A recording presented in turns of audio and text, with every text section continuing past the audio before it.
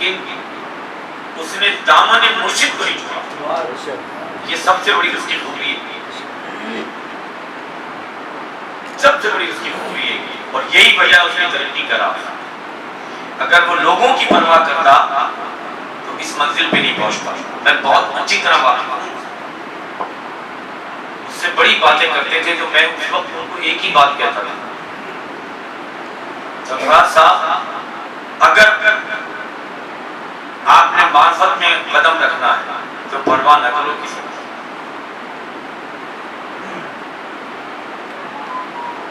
اتنی رحمانیوں نے ٹانگ گھسیٹی ہے ان کی, شاید ہی کسی کی گھٹی ہے, لیکن قربان اس کی مرشد کے عشق میں رکے, اس نے مرشد کا دامن نہیں چھوڑا. کیا ہوا؟ نسبت کہاں لے گئی؟ اب تو آنکھ والے سے پوچھیں کہ نسبت کہاں لے گئی. ان کے بیٹے نے ساری باتیں نسبت پر کہی, لیکن سمجھنے کے لیے عقل چاہیے. ساری باتیں نسبت کے لیے گئی, اور جو نسبت کو اپنی مضبوط نہیں کرتا, اپنے مرشد سے وابستہ نہیں رہتا, وہ کامیاب کبھی نہیں ہوگا. میں ہمیشہ عین شریعت کے مطابق اور طریقت کے مطابق بات کو سمجھانے کی کوشش کرتا ہوں, کبھی کامیاب نہیں ہوگا. اب جہالت جو ہے وہ عقل میں یہ ڈالتی ہے کہ ہمارا نسبت ہو جائے, نہیں, اس کبھی بند نہیں ہوتا. اس پہ حدیث پاک سنا دیتا ہوں. میرے آقا صلی اللہ علیہ وسلم نے ارشاد فرمایا ایک صحابی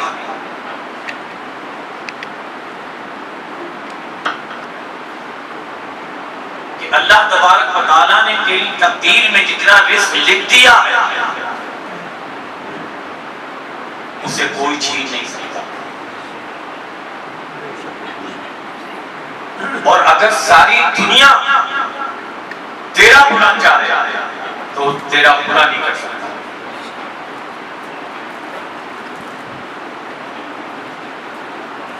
اور ساری دنیا تجھے اٹھانا چاہے اور رب نہ چاہے تو وہ اٹھا نہیں سکتا تجھے کوئی. تو فرمایا اپنی نسبتوں کو مضبوط کیا گیا. یہ نسبت کا تو کھیل ہے سارا. غازی بابا حضور کے در اقدس پہ چادر لگی ہوئی, یہ بھی چادر لگی سامنے. سیدنا شاہ حسین میاں حضور کی خصوصی چادر ہے اس کے دوران کی. تو آپ دیکھو اس میں کیا ڈالا ہے, اور یہی کپڑا اگر چوڑا پہن لے تو اس میں پھول ڈالے گا. تو نسبت کا سارا کھیل ہے, سارا کھیل ہی نسبت کا. ہم نسبت اگر مضبوط کر لیں تو ہم صحیح معنوں میں مرید ہو جائیں. تو لینا دینا تھوڑی ہے یہاں, یہ تو جاہلوں کی کھوپڑی میں بات آتی ہے, جن کے ضمیر ملکا ان کی کھوپڑیوں میں یہ بات آتی ہے. یہاں لینے دینے کا ذکر نہیں ہوتا, یہاں تو آخرت میں لے جانے کا ذکر ہوتا ہے. اور پیر ہے وہی کہ رات اور دن یہی کوشش کرے کہ جب میں جا رہا ہوں ادھر یہ بھی جائیں. اب یہ بدنصیب ہیں جو نہیں جاتے تو وہ کیا کرے گا؟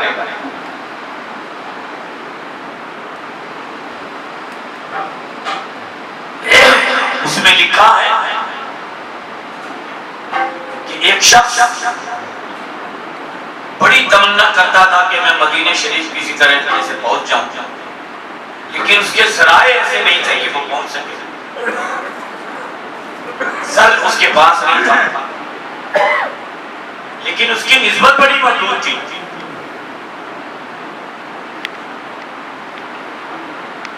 اور وہ حضور قبلہ کعبہ سید عبد القدیر میاں سے مرید تھا, یہ بھی سمجھو. لیکن اس کی لگن اتنی تھی مدینہ شریف کی کہ ذرائع اس کے پاس تھے نہیں اتنے, اس کا اپنا خرچ پورا نہیں ہوتا تھا, کھانا پورا نہیں ہوتا تھا, تو وہاں کام سے جاتا.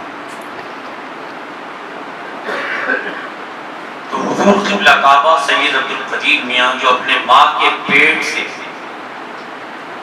ولی پیدا ہوئے، سلسلے میں دو ایسی ہستیاں ہیں جو اپنے ماں کے پیٹ سے ولی پیدا ہوئے. ولی تو اور بھی ہیں، عقل کی ضرورت ہے سمجھنے کے لیے.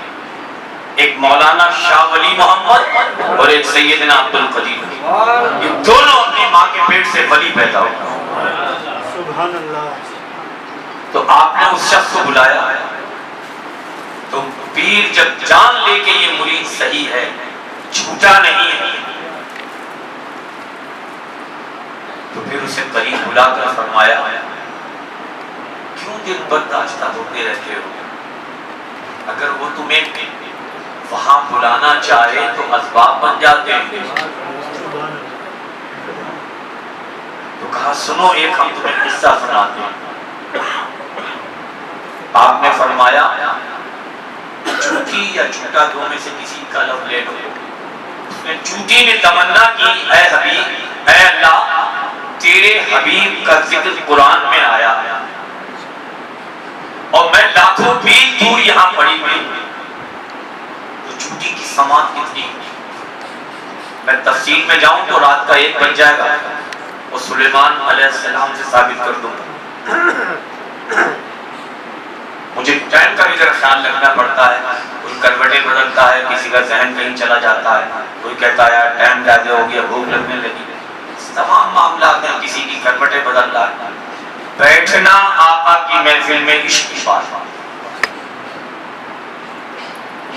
تو فرمایا سن، چوٹی نے تمنا کی کہ باری الہ تیرے حبیب کا ذکر، تیرے محبوب کا ذکر سارا جہاں کرتا ہے اور خود تیرا قرآن کرتا ہے. ایسا ہی یا نہیں؟ سو تو نہیں رہے یا بھوک تو نہیں لگ رہی؟ بھائی بولتا ایسا ہی ہوں، جو سچ ہے وہ تو نکلتا ہے. کوئی تو بیٹھا ہوا کہہ رہا ہے یار ٹائم زیادہ ہو گیا، کیا نام بتاؤں اس کا؟ تو ٹائم تو ہوگا، میں نے تو پہلے کہہ دیا. تو کہا دیکھ سن، تمنا اس کی سچی تھی. اچانک کبوتر آیا اور اس کے قریب بیٹھا. اس کا کام ہے چلنا اور چڑھ جانا، تو وہ چلتے چلتے اس کے پیر پہ چڑھ گیا. کبوتر نے پرواز کی تو وہ مدینے پہنچ گیا. تو چوٹی وہاں اتری اور کہنے لگی اے رب حقیقت میں تو رب ہے، میری نہ تو ایسی وسعت ہے، نہ میرے کوئی ایسے وسائل ہیں جو میں یہاں تک آ سکتی تھی. تو دلوں کی پکار کو سنتا ہے اے میرے رب. تو اس میں لکھا وہ چوٹی سجدے میں چلی گئی. کیا سمجھتے ہو؟ اس کے واقعات تو سن کے دیکھو، انسان سے زیادہ افضل ہے چوٹی. لیکن تم خوش نصیب ہو کہ تمہیں اشرف المخلوقات بنا دیا.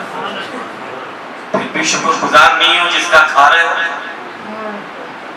جبھی تو اعلیٰ حضرت نے کہا عجب منکر ہیں کھانے اور ہرانے والے. تو وہ لکھا چوٹی سجدے میں چلی گئی اور جا کے در رسول پر کہنے لگی کہ یہ حق ہے کہ تم حبیب ہو، یہ حق ہے کہ تم محبوب ہو. میری لگن وہاں تھی، پہنچا تم نے مجھے یہاں لیا. تو یہ حقیقت ہے. نسبت اگر سچی ہو تو انسان کے لیے منزل دور نہیں ہوتی. لیکن حضرت ابلیس جو ہے نا، میں انہیں حضرت ابلیس اس لیے کہتا ہوں، لوگ کہتے ہیں یہ کیا کہتے ہیں، تو کبھی میرے پاس تنہائی میں بیٹھنا، میں تمہیں ثابت کروں گا. میں انہیں کہتا کیوں ہوں، پھر تمہاری سمجھ میں آئے گا یہ کیا کہہ دیا. انہوں نے بڑے بڑوں کو نہیں چھوڑا، نہ نبیوں کو چھوڑا، نہ ولیوں کو چھوڑا، نہ عام کو چھوڑا، نہ خاص کو چھوڑا. جس کو بڑھتا دیکھا اسی کو گھسیٹ دیا. یہ ان کا کام ہے اور وہ اتنے پکے ہیں اپنے کام میں، جو اس سے وعدہ کر کے نیچے آئے ہیں پورا کر رہے ہیں. اور ہم کیا وعدہ کر کے آئے ہیں؟ ہم امتی ہونے کا کیا فائدہ کر کے آئے؟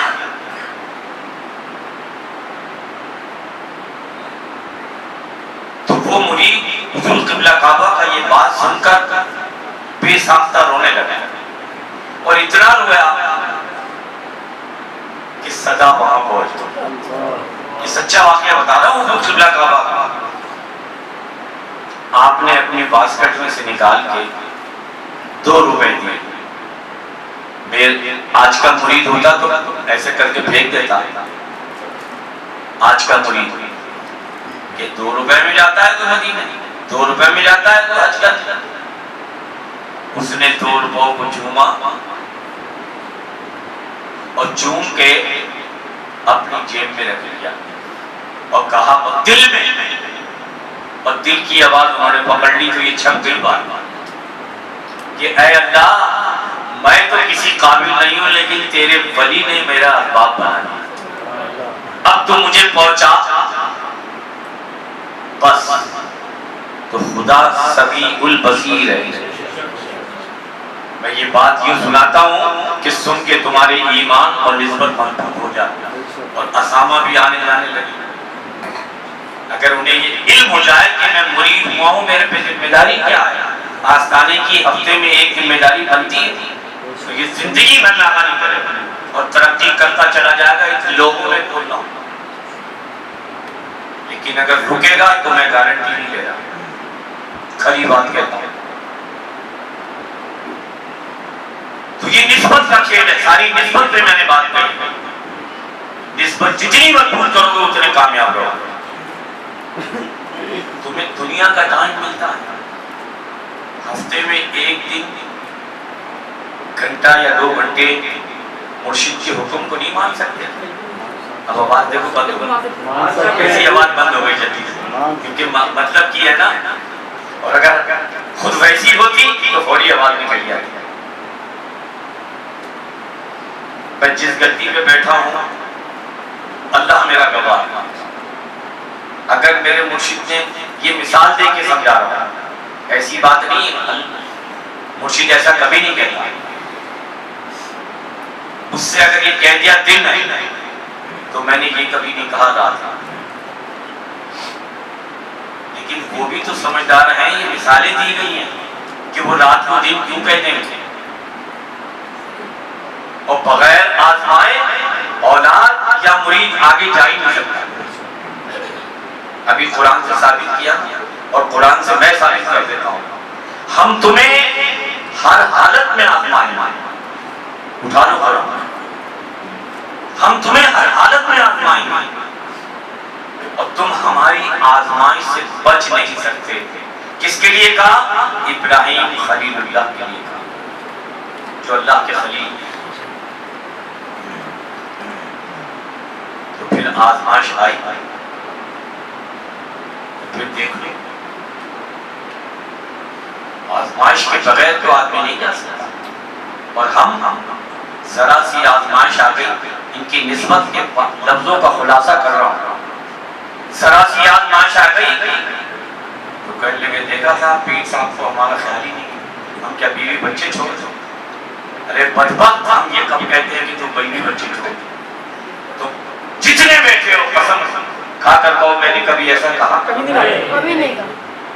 میں نے یہ کہا کہ ہفتے میں ایک دن جو دور کے رہنے والے اور جو قریب کے رہنے والے وہ تو صبح بھی آتے ہیں شام بھی آتے ہیں، اور جو دور کے رہنے والے وہ تو نہیں آ سکتے، یہ تو انصاف کا تقاضا ہے، لیکن ہفتے میں ایک دن تو ہمیں 1 گھنٹہ یا 2 گھنٹے دے سکتے ہیں۔ کیا ہمارا اتنا بھی تمہارے پر حق نہیں؟ کبھی چھانک کر تو دیکھو کہ تمہیں قرآن اور حدیث اور طریقت کی کتاب کہہ کیا رہی ہے۔ اگر غلط ہو میری چوکٹ چھوڑ دینا، اتنے دعوے سے بات کرتا ہوں، اگر میں غلط کہہ رہا ہوں تو میری چوکٹ چھوڑ دینا، اور ابلیس تمہیں پکڑ لے تو میں کیا کروں؟ تو اب وہ 2 روپے لے کے خوش ہو گیا، اب لوگوں سے نہیں کہہ رہا، دل ہی دل میں خوش ہو رہا ہے کہ میں مدینے چلا جاؤں گا، میں مدینے چلا جاؤں گا۔ یہ بابا نے مجھے خود سنائی،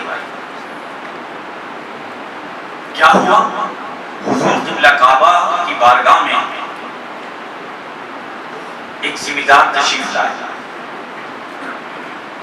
کہنے لگے حضور اگر آپ حکم فرمائیں تو سارے انتظامات مکمل ہیں، میں آپ کے حج کا انتظام کر دیتا ہوں. وہ منیب تھے تو وہ غلام سامنے ہی بیٹھا ہے. کہا میں نے تو حج بھی کیا عمرہ بھی کیا، اس کو لے جا.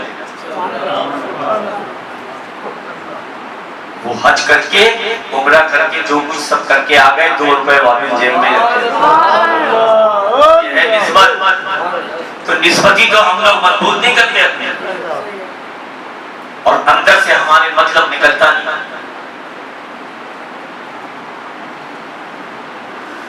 اور نسبت اگر مضبوط کر لیں تو قسم ہے اللہ کو ذات اقدس کی، اللہ تمہارے کام رکنے نہیں دے. کیونکہ ناز کرو نا اس کے اوپر جس کے بندے ہو، رکنے نہیں دے گا. اور اللہ خود بھی فرما رہا ہے میں تمہاری شیرت سے قریب ہوں.